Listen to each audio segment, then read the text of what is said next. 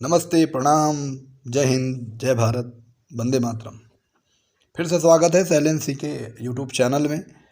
आज इस एपिसोड में हम समझेंगे कि हमारे देश में अभी हाल ही में यूनेस्को ने जो विश्व विरासत हमारी धरोहरें हैं उनको एक नया दो को इन्होंने सम्मिलित किया है, एक को निकाल दिया है। तो यूनेस्को क्या होती है, हमारा क्या होता है, आपका यूनियन होता है एक, जो ये हमारी विश्व विरासत धरोहर है, जो बड़ी बड़ी धरोहरें हैं उनको एक पहचान देता है। तो उसी के बारे में समझते हैं। ये यूनेस्को जो है, तो सबसे पहले यूनेस्को का फुल फॉर्म समझते हैं क्या होता है। यूनेस्को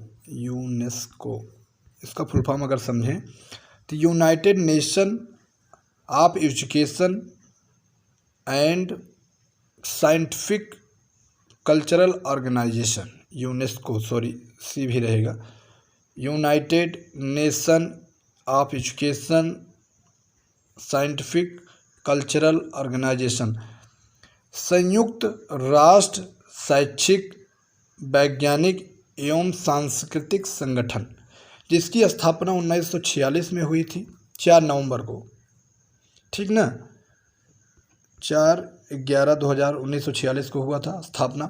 तथा इसका मुख्यालय कहाँ है भैया? पेरिस में। कहाँ है? पेरिस में है। पेरिस में इसका हेडक्वार्टर है। तथा इसके जो चेयरपर्सन है, चेयरमैन है, अध्यक्ष जो हैं वो हैं अड्राउजे,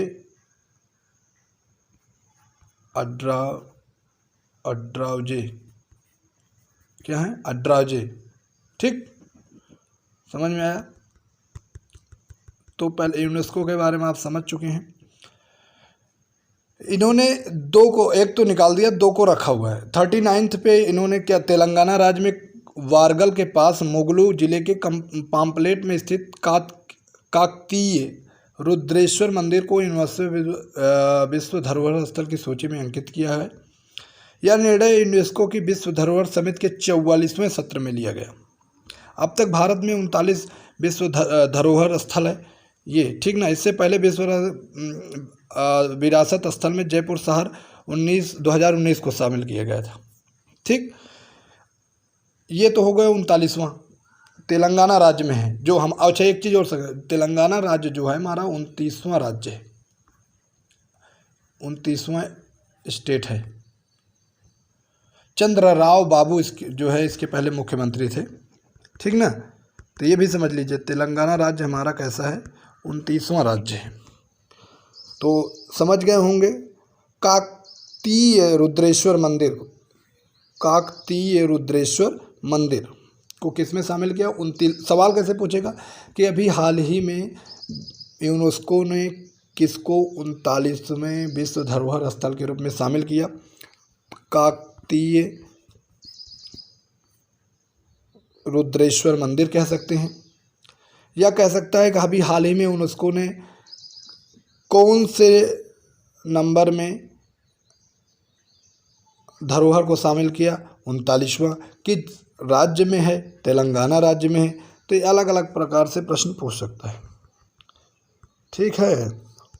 चलिए अगला देख लेते हैं फिर भैया जल्दी से। ये देखिए, ये कलेक्शन देखिए, धौलावीरा, ये एकदम फिक्स दोनों प्रश्न है, 2 नंबर का फिक्स बता रहा हूँ, एकदम फिक्स चीज़ बता रहा हूँ भैया, एकदम 2 नंबर का फिक्स है भैया, कोई रोक नहीं सकता, फिक्स आना है, कोई नहीं रोक सकता, हर कंपटीशन में आएगा, समझ लीजिए। धौलावीरा भारत का 40वां यूनेस्को विश्व विरासत स्थल घोषित किया गया है। पहली बात तो धौलावीरा है क्या? ये गुजरात में है, हड़प्पा कालीन नगर में पहले था 1920 में। ये गुजरात के कच्छ में है, ठीक ना। जब इसको शामिल करने की बात हुई तो ये, अगर इसकी जिला की बात करें, भाचाऊ तालुका में मानसर एवं मानहर नदियों के बीच मध्य अवस्थित है। इसमें 6 प्रकार के प्रश्न बन सकते हैं। अगर बहुत सिंपल पूछेगा तो किसको अभी हाल ही में किसको 40वां यूनेस्को शामिल किया, तो आप बता देंगे धौलावीरा। अगर पूछ लेगा धौलावीरा यूनेस्को विश्व विरासत का कौन सवां स्थल है, विरासत स्थल है, तो 40वां, दूसरा क्वेश्चन हो गया। कहाँ पर स्थित है, अगर स्थित से पूछेगा कहाँ पर स्थित है या किस राज्य में है, तो आप बताएंगे गुजरात। राज्य की बात होगी तो गुजरात बताएंगे, जिले की बात होती है भचाऊ बताएंगे, ठीक ना। ये राज्य है आपका, जिला भचाऊ है, ठीक।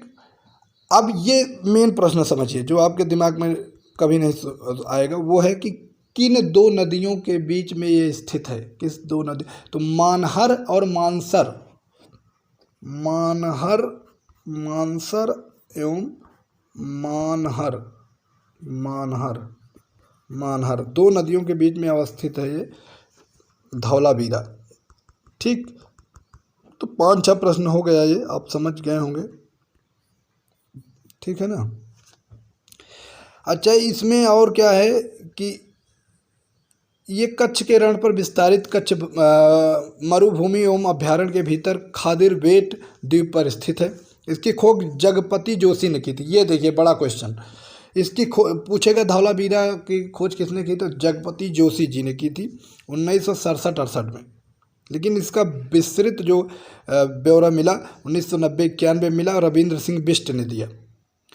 यह स्थल अद्भुत नगर योजना, दुर्भेय प्राचीर एवं अति विशिष्ट जल प्रबंधन व्यवस्था के कारण सिंधु सभ्यता का एक अनूठा नगर था, ठीक। इसके साक्ष्य क्या क्या मिले, जलाशय का प्रमाण मिला, पत्थर का चमकीला पॉलिश मिला, एक बड़ा जलाशय दुर्ग मिला, ठीक ना। दूसरा जलाशय की साइज दिया गया 95x11.42x4 मीटर का इतना लंबा इसका साइज मिला। घोड़े की कलाकृतियाँ मिली, श्वेत पॉलिशदार मिले, खंड मिले, पाषाण खंड सैंधव लिपि के 10 ऐसे अक्षर प्रकाश में आए जो काफ़ी बड़े थे। तो ये सब ये बताता है कि हड़प्पा कालीन है। तो 5 प्रश्न में बताया, एक चीज़ तो कौन सा है जिसको अभी हाल ही में किया गया, धौलावीरा, किस नंबर का है, 40वां, कहाँ स्थित है, गुजरात, जिले के बाद भचाऊ, किन नदियों के बीच में, मानसर मानहर के बीच में, इसके खोजकर्ता कौन है, जगपति जोशी हैं, लेकिन विस्तृत किसने दिया, रविंद्र सिंह बिष्ट ने, ठीक है। इतना तो आप समझ चुके होंगे। चलिए, अगर समझ चुके हैं तो आगे बढ़ते हैं, क्योंकि टाइम भी लॉस नहीं करना है, फटाफट देख लेते हैं। ये बहुत आजकल चल रहा है, ये डाटा क्या है इसमें, ये देख लीजिए। अब ये समझ लीजिए मंकी बी वायरस, हाल ही में चीन में मंकी बी वायरस से मानव के संक्रमित होने का पहला मामला सामने आया है। मंकी बी वायरस मैकाक बंदरों में पाया जाने वाला एक ऐसा वायरस है। बी वायरस को आमतौर पर हर्पीस वायरस या सीमिया या हर्पीस वायरस के बी के रूप में भी जाना जाता है। हर्पीस वायरस सतह, खास करके नम सतह पर घंटों तक जीवित रह सकता है, ठीक ना। वायरस विषाणु को कहते हैं। अभी बहुत सारे वायरस की बात हुई, जैसे कोरोना वायरस, अभी हाल 2 साल तक सबसे ज़्यादा एक्टिव, सबसे ज़्यादा दिनों तक चलने वाला, सबसे ज़्यादा इफेक्टिव रूप के रहने वाला, सबसे ज़्यादा नुकसान करने वाला कौन सा वायरस है, Covid, corona, novel corona virus, ठीक। तो ये समझ लिए बंदरों, ये इसका नाम मंकी भी है, लेकिन इसी से वायरस से जर्मिनेट हो रहा है, और हो किस में रहा है, आदमियों में, ठीक है। तो समझ गए होंगे। चलिए आगे बढ़ते हैं फिर, अगर समझ गए हैं दोस्त तो। ये पेगासस का मेरा एक बड़ा वीडियो है, पूरा पेगासस के बारे में बताया है। ये एक, जान लीजिए कि नॉन टचिंग, नॉन क्लिक, अगर आप मोबाइल यूज कर रहे हैं, अगर कोई मोबाइल आप यूज कर रहे हैं, आप उस पर कोई काम कर रहे हैं, तो इस पर एक वैसा वायरस आएगा और आप टच भी नहीं करेंगे तब भी ये आपके मोबाइल को हैक कर सकता है, उसको डैमेज कर सकता है। यही है, एक स्पाईवेयर सॉफ्टवेयर है, ये देखिए लिखा गया स्पाईवेयर सॉफ्टवेयर, जो इजराइल की साइबर सुरक्षा कंपनी एनएसओ द्वारा विकसित किया गया। बताइए, ऐसे ऐसे सारे देश हैं जो नुकसान करने वाली चीज़ को डेवलप कर रहे हैं, ठीक ना। यही सब है सॉफ्टवेयर अटैकिंग, जिसे आप वीपन्स बोल सकते हैं, ठीक ना। वो बायोटेक्निकल वीपन्स था कोरोना वायरस, ये क्या है, सॉफ्टवेयर अटैकिंग वेपन्स है। इससे हर आदमी मोबाइल चला रहा है, हर आदमी नेटवर्किंग पे काम कर रहा है। मोबाइल और कंप्यूटर की गोपनीयता एवं व्यक्तिगत जानकारियां चोरी कर सकता है। बताइए, अगर आप कोई चीज़ किसी से शेयर कर, इसीलिए मैं कहता हूं कि खास करके लड़कियों वगैरह को ना कोई फ़ोटो, ना ज़्यादा आप फेसबुक चलाइए, ना इंस्टाग्राम चलाइए, बहुत ज़रूरी हो तो व्हाट्सअप चलाइए, ठीक ना, वो भी फुल सिक्योरिटी के साथ, नहीं तो ऐसे चीज़ें आपको हार्म कर सकती हैं। दुनिया से बच के रहना है बाबू, ठीक ना, ये नुकसान करने वाली दुनिया है। बाकी और समझने के लिए, और पेगासस का अर्थ होता है पंखों वाला घोड़ा, मतलब ये उड़ने वाला घोड़ा, ठीक ना।